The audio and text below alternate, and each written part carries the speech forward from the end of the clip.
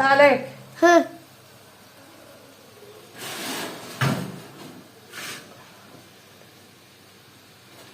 بصوا يا حبايبي بقى، احلى صينيه مكرونه بالصلاه على الحبيب المصطفى صلى الله عليه وسلم. قشطه، اوعى وشك بقبق بكده بقى، حاجه كده تحفه. المكرونه اصلا ما بتتاكلش الا سخنه على الفطار يا حبايبي. هنحمر بقى الفرخه بتاعتنا برضو، نديها وش كده، وبعد كده ايه نشوف الكنافه. الكنافه مش مشكله، ممكن احطها في الفرن واهدي عليه واسيبها عادي، ما فيش مشكله.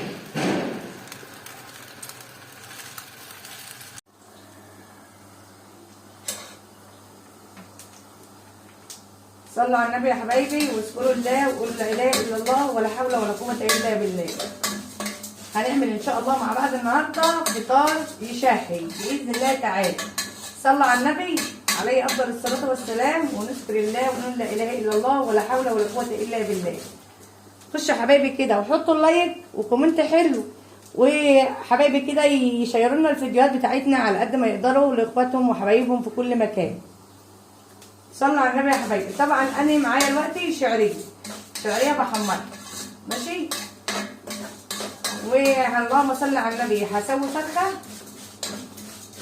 وهنعمل كيس مكرونه بشاميل، يعني ما شاء الله. يعني صلوا على النبي كده واذكروا الله وقولوا لا اله الا الله ولا حول ولا قوه الا بالله. طبعا انا لسه طالعه يعني زي ما انتم شايفيني كده، الله المستعان. بفتح الباب كده واخش باب الشقه واقول ايه يا رب عيني وقويني كده، والله المستعان.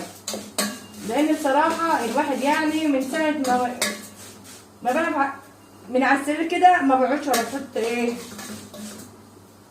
يعني ما برتاحش. فادعوا لنا دعوه كده من قلوبكم، ربنا ييسر لنا الحال لنا وليكم ولامه محمد يا رب، يصلح حالكم ووفقكم، اللهم امين يا رب العالمين. طبعا الشعريه هي حاجه كده تحفه. طبعا الشعريه حطيت عليها نص معلقه ملح، بتخلي لك حبايه الشعريه موحده كده مفيش فيها غلط ماشي يا حبايبي. طبعا الرز غسلاه معايا ايه كيلو الا ربع من الرز، مش كيلو، لان بصراحه ايه يعني مش بكتر في الرز عشان الولاد مش بيسحبوا قوي في الرز يا حبايبي.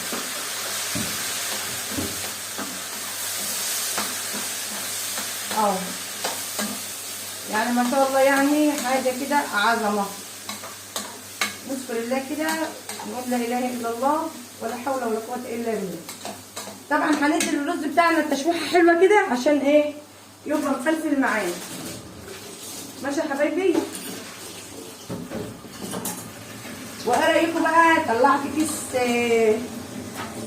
كيس اللهم صل على النبي، كيس صلصه من الفريزر.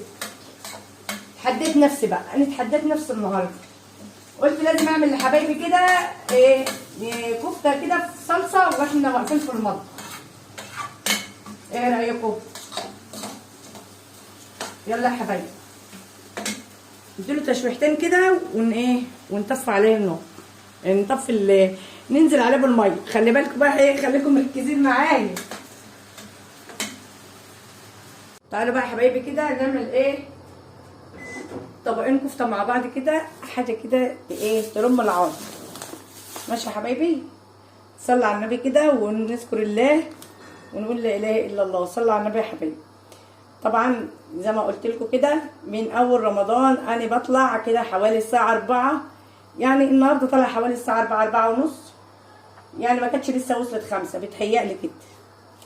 المهم هنعمل مع بعض في صلصه جاهزه،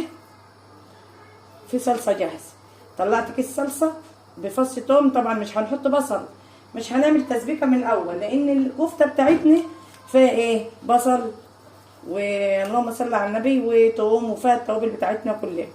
وبرضك مش هحدق ولا اشوف الحد الا واحنا ساعه الاكل. طبعا عايزه اي حد هنحط لها مثلا ملح او كمون او فلفل اصفر وقت الاكل يا حبايبي. ما اقدرش احط ملح لان انا حاطه وانا بفرمه ماشي، لان انا بصراحه ما دقتهاش خالص، يعني ما خلصتها وحطيتها في التلاجة زي ما انتم شفتوا كده، لبستها كيس وسبتها.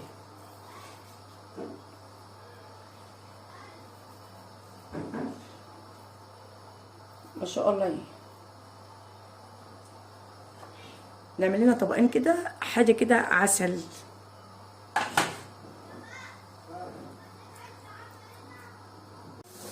بصوا بقى يا حبايبي، يعني ايه، حطيت الكفته كده، حطيت شويه زيت، اللهم صل على النبي، وحمرت الكفته. حطيت كده اول دور، ما شاء الله. شوفوا الكفته، يعني حاجه كده تحفه. كفته دي ولا مش كفته؟ بس هي ايه، اجت كبيره شويه، بس مش مشكله. احنا هنحط على قد الوجبه بس، ومش يعني ايه، مش هحطها كلها، لان حاطه لها بيكنج باودر. ما شاء الله مفتحه الايه، قلب الكفته من جوه كده، ومخليها عسل ما شاء الله يعني.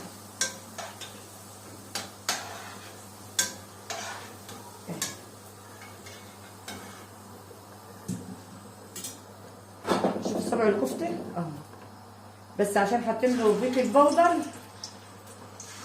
بيفتح معانا، يعني بينفش معانا من جوه ما شاء الله. طبعا هي تتمسك سبع صابع، لانها هي مش شاده زي كفته اللحم. كفته الفراخ دي يا حبايبي بتبقى ايه، يعني ريحه شويه كده، بيبقى فيها ريحه نعوميه شويه، مش زي الكفته اللحم الحمراء. اهو شوفوا بتفتح ازاي، عشان احنا حاطين لها ايه، طرف معلقه كده بيكنج باودر. ما شاء الله مخليها تحفه، حاجه كده عظمه اهي.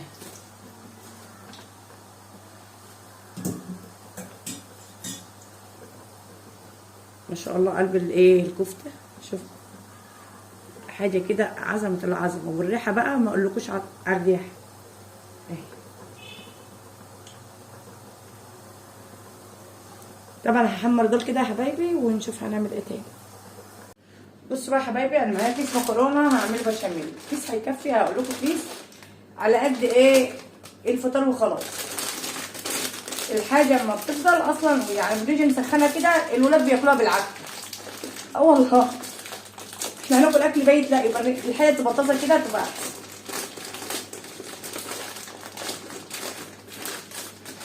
نهز بقى الاول كده في ايه، في مصر. طبعا انا حاطه له ميه على البوتاجاز، وحاطه ايه شويه إيه، ما شاء الله اهي، حاجه كده تحفه. حاطه له شويه ميه هيغلوا، وهنزل بيه بالايه، بالمكرونه.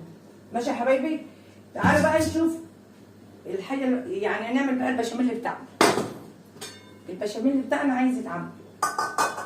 معايا حوالي كيلو وربع من اللبن اهو، بقري على جمسي، يعني معايا هنا جمسي، بس عايزاه حاجه تانيه.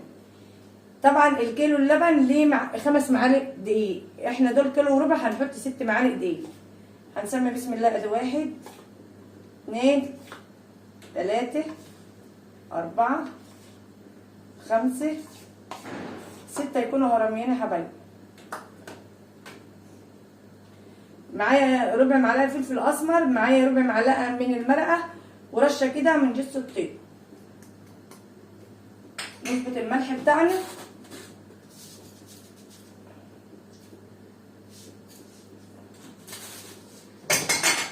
نقلب بقى.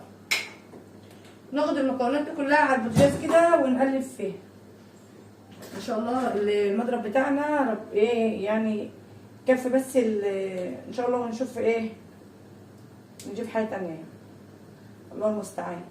بصوا يا حبايبي، هنقلب بقى كله على البارد، ونشوف هنعمل ايه. كده البشاميل بتاعنا جاهز. نقلب كويس قبل ما نحطه على النار، عشان ما يبقاش فيه تكتيل. عايزه تحمصي بقى مع الدقيق بتاعك مع معلقه السمنه، او شويه او حبه الزيت، وتشوحيهم يا دوبك ايه الريحه بتاعتهم تطلع، وتقومي نازله باللبن بتاعك، وتقلبي برده، هيبقى تحفه التحفه برده.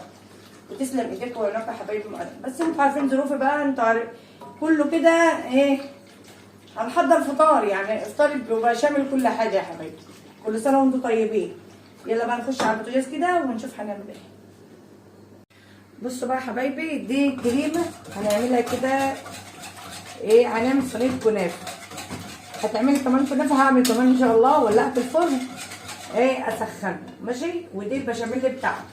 واحنا واقفين في المطبخ كده بسم الله ما شاء الله، ايديكي تطلع كل حاجه ما شاء الله. خدت كده معلقه سمنه بلدي حطيتها في البشاميل اهي، هي بدات تسيح اهي وتفيق ماشي يا حبايبي. طبعا الكريمه برضو حابه تحط لها سمنه بلدي حابه، بس بصراحه اللبن دي ايه كامل الدسم مش هحط عليه عشان احنا في صيام. احنا واقفين وهنقلب نقلب هنا وهنا ماشي يا حبايبي.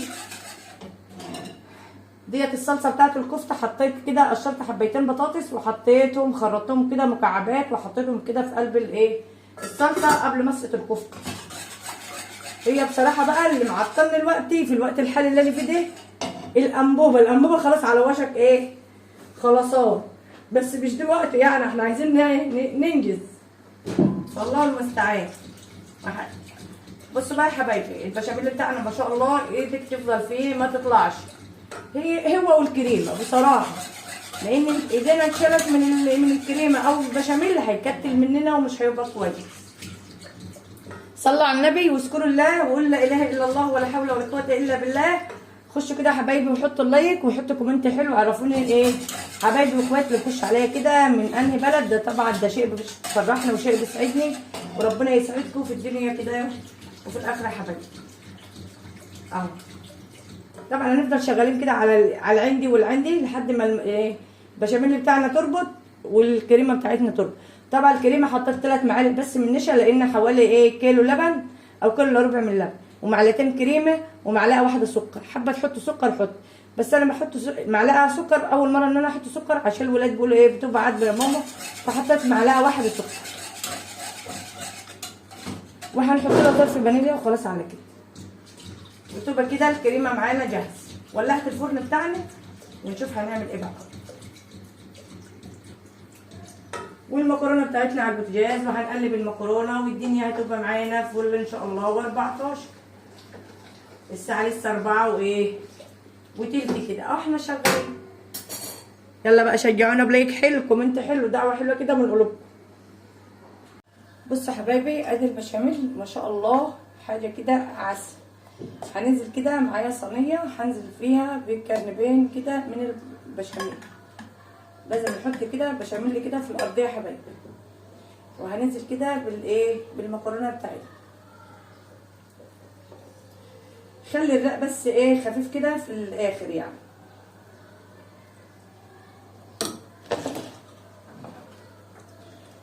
خلي بالكم قرآن المغرب اشتغل. يلا الله المستعان. صلوا على النبي يا حبايبي صلوا على النبي صلوا على النبي صلوا على النبي. كل شيء بيخلص والله كل شيء بيخلص. هنخلص ان شاء الله.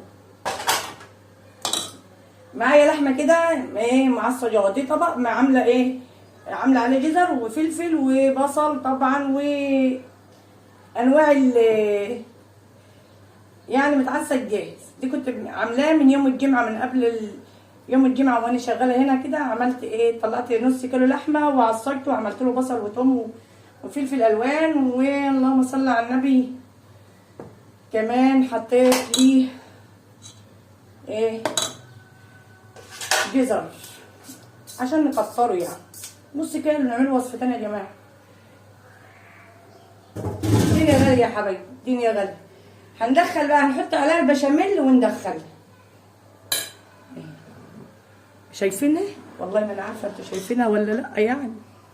بصوا يا حبايبي بقى الكريمه بتاعتنا اهي كده. الكريمه بتاعتنا ايه جاهزه ما شاء الله يعني اهي حاجه كده عظمه العظمه. هنركنها على جنب ونجيب الصينيه بتاعتنا ونقلب الايه الوسطاني. هننزل كده فكيت السمنه كده على البوتاجاز. حط سمنه عشان احنا مش هنغلف الكنافه بالسمنه، لا احنا هنفرش سمنه ونحط الكنافه على طول اهي. الكنافه بيضه زي ما هي حطيتها بيتها ليله في الفريزر وصبحت الصبح ايه عملتها قبل ما اتوكل على الله اروح اجيب كنافه وقطايف. دي نص كيلو يا حبايبي دي نص كيلو. اهم حاجه ان احنا نكبس بقى الكنافه بتاعتنا، عشان لما نحط الكريمه مش هنعرف ايه نكبس خالص. لما نحط الكريمه مش هنعرف نكبس. بصوا يا حبايبي كل شيء بيخلص والله. نعم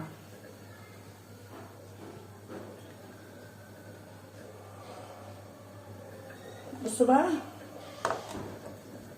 كده بقى ايه، نرش عليها برضو شويه سمنه كده من على الوش.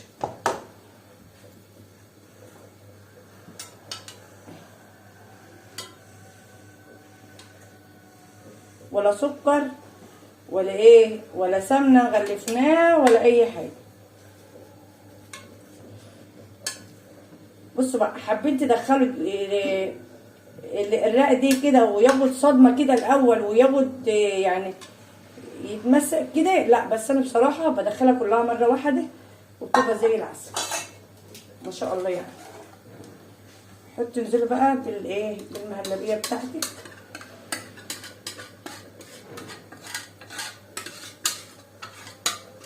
المهلبيه كريمي وحاجه عظمه العظم.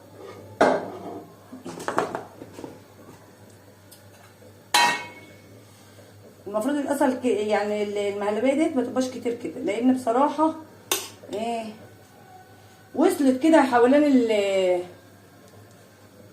قبل جدران الصينيه.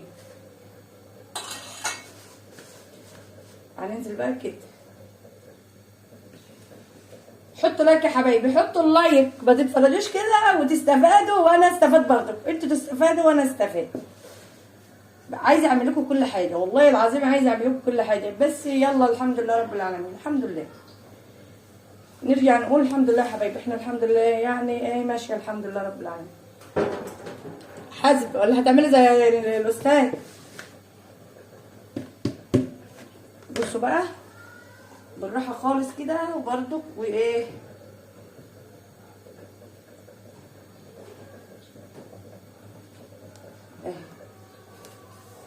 قشطه يا اخواتي قشطه.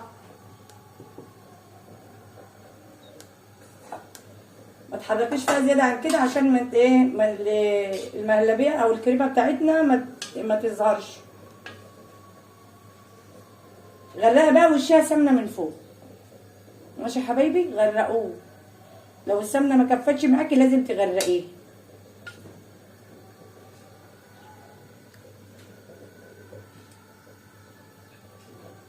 لان الحته اللي بيطول السمنه هي اللي بتبقى ايه كركم، هي اللي بتحمر وبتبقى عسل.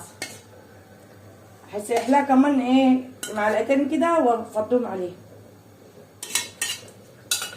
يلا حبايبي احلى صينيه كنافه بالصلاه على النبي، بالصلاه على النبي. ده اجيب بصوا بقى يا حبايبي، انا جبت ايه طلعت الصينيه تاخد ايه من ده رشه كده جبنه موزاريلا. اللي حابب يحط يا حبايبي يا حبايبي يحط بصراحه، يعني حاجه كده بتزود في الطعم شويه. اللهم صل وسلم وبارك على سيدنا محمد. شكلوا في سفرتك كده يا حبيبتي وانتوا واقفه في المطبخ يا حبايبي، هتلاقي سفرتكم طالعه احلى سفره.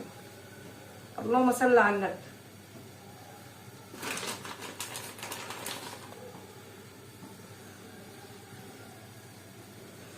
خليها تشد شويه وبعد كده بننزل عليها بالجبنه الموزاريلا تسيح وتاخد وش وتطلع على كده. هي اصلا المكرونه مسلوقه واللحمه بتاعتنا متعصجه والدنيا معانا فل و14 ماشي يا حبايبي.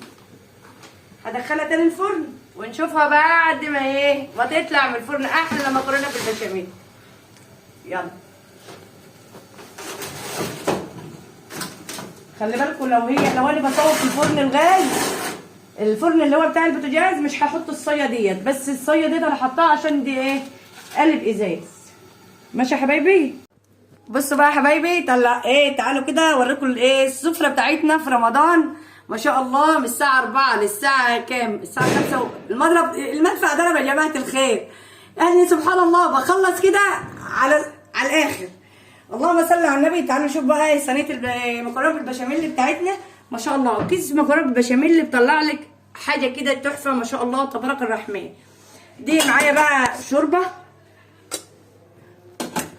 صلوا على النبي يا حبايبي. تعالوا بقى اوريكم احلى كفته كده في خضار، عملتها ببطاطس ما شاء الله. شوفوا الكفته بتاعتنا عسل ولا مش عسل؟ عسل ما شاء الله، الله اكبر. حاجه كده تحفه يا اخواتي يا اخواتي يا اخواتي، بالصلاه على النبي. هنا بقى رز على الشعريه، اللي حابب ياكل من ده هياكل واللي حابب من ده هياكل. ودي فرخه ساسو، مش فرخه بلد يا حبايبي، دي فرخه ساسو. ماشي يا حبايبي، شجعونا بلايك حلو بقى وكومنت حلو، دعوه حلوه كده من قلوبكم بطبق الايه الكفته التحفه دي واحلى سفره رمضان.